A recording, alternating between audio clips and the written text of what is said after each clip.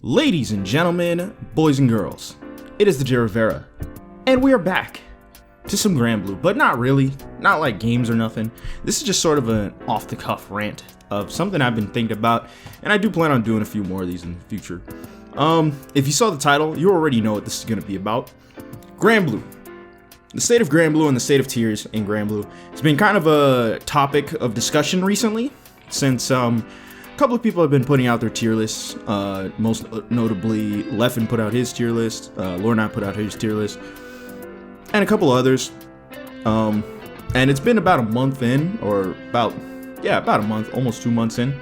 So we're not really at the point where we could be like, oh, it's just a month, man, you know, give us some time, right? Give us some, this character might still be strong, you know? Just give us some time, they just came out. The game just came out. Like, yeah, that's true, but I feel like we can now make better judgments as to who's strong and who's not. So, here's my thing, right? I currently don't really have a main in Granblue, but I have been playing a lot of Zeta. I have been playing a lot of Narmaya, a lot of Fairy, and a lot of Catalina. And I did notice that there is very clearly, very clearly, a gap between the top 3 to top 4 characters in the game. I'd say top 4. The top 4 characters in the game and everyone else. Who are the top 4 characters in the game? Well, it's pretty decided that, hang on a second, it's freaking cat. It's pretty unanimous to say that the top 4 characters in the game are Gran, Catalina, Fairy, and Lancelot. And then there's everyone else. And what I mean by and then there's everyone, I really mean and then there's everyone else. Like, the game itself is very interesting because if those 4 are not included, the game would be very balanced, in my opinion.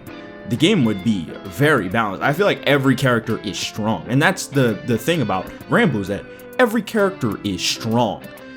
And, very enjoyable to play. The only character who you can make a case for that's not that good is Lorraine. And a lot of people kind of are unanimous in saying that Lorraine is still good, he's just very unstable. He's very RNG dependent, which is true. I mean, that's kind of the nature of his character, right? Like, he's very unstable. He is the stubbiest normals, and not in a good way.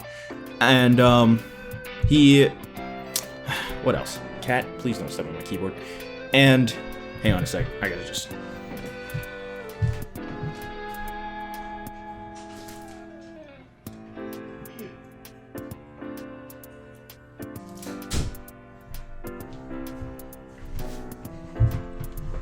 Okay, I'm back. Where was I?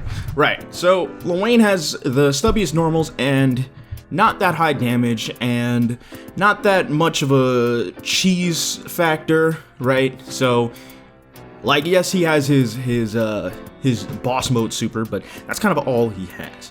Like, he's not doing anything that anyone else isn't doing, aside from unblockables, but those can be easily avoided as well. So, anyway,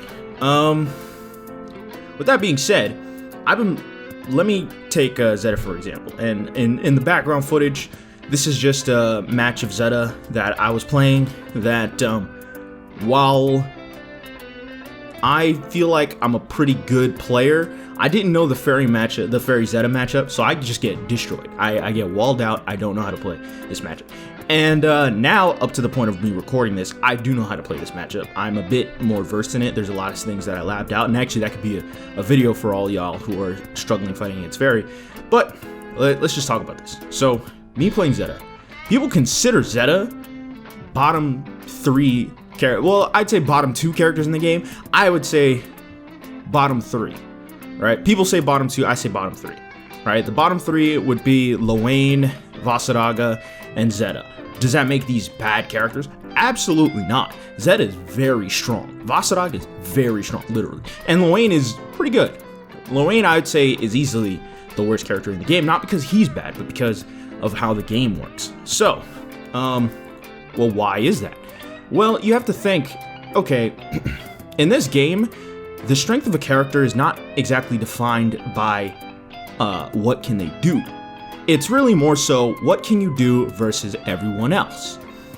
That's how matchups work. That's how tier lists are actually made. For a lot of y'all who don't know, it's not just dependent on the strength of a character, it's dependent on how well can this character fight everybody else. And as it stands right now in Granblue, the strength of a character is currently defined by how strong can you fight, or how well do you do against Fairy, Catalina, and Gran.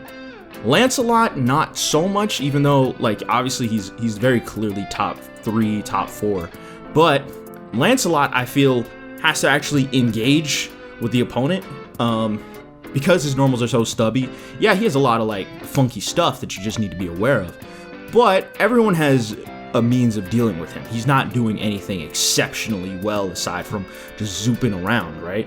Gran and Catalina, they will frame trap you and wall you to death. They'll just stand mid-range and just, you can't do anything against them.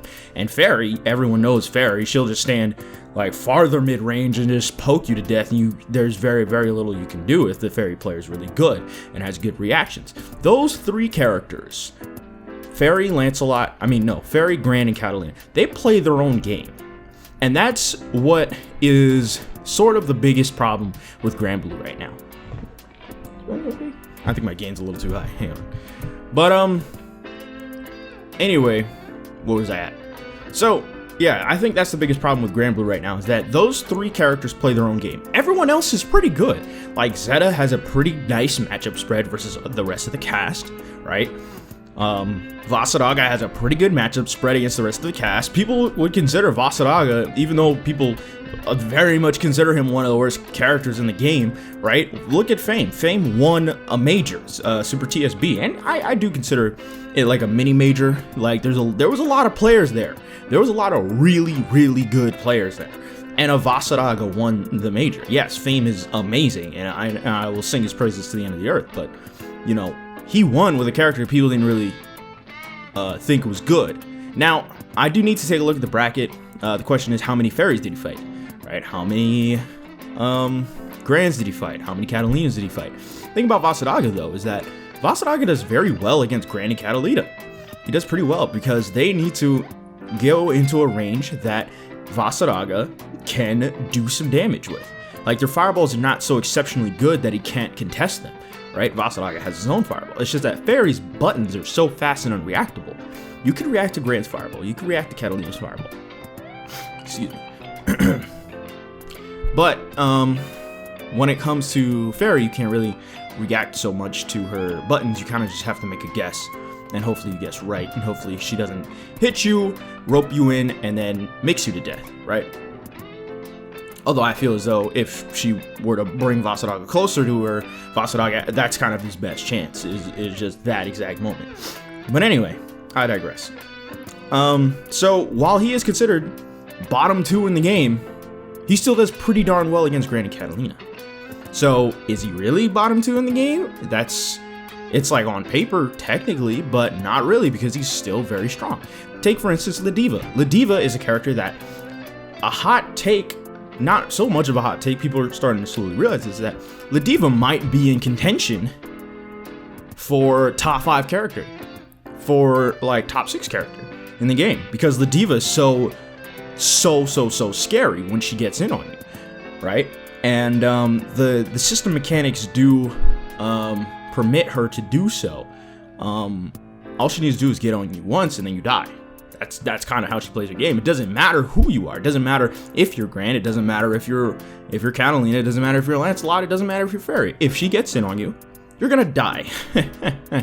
And that's actually speaks volumes as to how good the game is. How good is the grappler? I feel is a very good indication as to how the game itself, how the game functions, right? Like, for instance, Waldstein was a very, very good character in Under Night because Under Night's system mechanics lent itself to that being a thing. Also, he had giant arms, right? Lediva doesn't really have big buttons, but the game is very fair.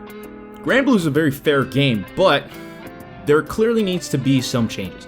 Like, and I don't think that nerfing Gran, Catalina, and Fairy and Lancelot are the answers. In fact, I don't even think Lancelot even needs to be touched. I think Lancelot's totally fine. I think Gran and Catalina and Fairy are totally fine. They have an archetype and they run by it. I just feel like every other character, not every character, I'd say more than half the cast needs to be buffed. Like, take Charlotta, for instance. Charlotta does pretty darn well against everybody. Charlotta is very fast, very mobile. She can do her thing. She has counters, she has DPs. The best DP in the game, which is absurd. I hate it. She does very good against everybody. It doesn't really matter who you are. Yeah, she kind of has to be normals, but her amazing speed makes up for that. So I don't think she needs changes. Zeta, going back to Zeta, character I've been playing a lot recently, I definitely think she needs changes. Like, changes to her walk speed would be great, her move speed would be great. I feel like giving her more plus moves would be great, because like more frame traps and stuff like that, easier ways to combo off of her unique skill, the pogo stick. I'm a huge advocate for buff first. Buff characters first, and nerf characters if you have to. But as it stands right now, more than half the cast do need some buffs. Not because the game is bad, and not because they're bad. It's because the top characters have brought the ceiling up so high that it's very hard for everyone else to catch up. Like, you could do pretty well. Like, for instance, I think Zeta does pretty decent against. I feel like Zeta versus Gran, while it's slightly in Gran's favor, I feel like she does pretty well against him. Same thing with Catalina. I think it's more so in Catalina's favor, but than it is with Gran. But I still think Zeta does pretty darn well against them. Against Fairy, oof, that one's difficult. That one's rough. Zeta has tools, but she does have to take a lot more risks than Fairy does. And that's the kind of thing with fighting against Fairy. That's kind of Fairy's thing, is that Fairy's not going to do as much damage as you unless she gets a knockdown and then mixes you and then does 50%. But, but aside from that, she does have to play neutral a lot longer. But her neutral's way better than yours, so you're ended up gonna have to take a lot more risks. And so I'm actually thinking about making a Fairy guide as well, because I learned a lot about how to fight her, because I fought a lot of Fairies recently with Zeta, as opposed to fighting her with Catalina or fighting her with Gran. Gran and Catalina have a good time against Fairy because they have fireballs that are really good, that are very fast. Zeta's fireball, while it does pierce every other fireball, comes out very slow, and that's kind of an issue. Maybe buff the speed of that, although doing that would not be great because it does pierce through everything else, so I think her fireball is fine. Again, like I said, maybe her buttons, maybe make some of them more plus, or, you know, less negative, if that's how you want to go. Narmaya is a character who recently just came out, and like, she is pretty darn good. She's pretty good, but why play her when she's just budget Gran, when she's just budget Catalina?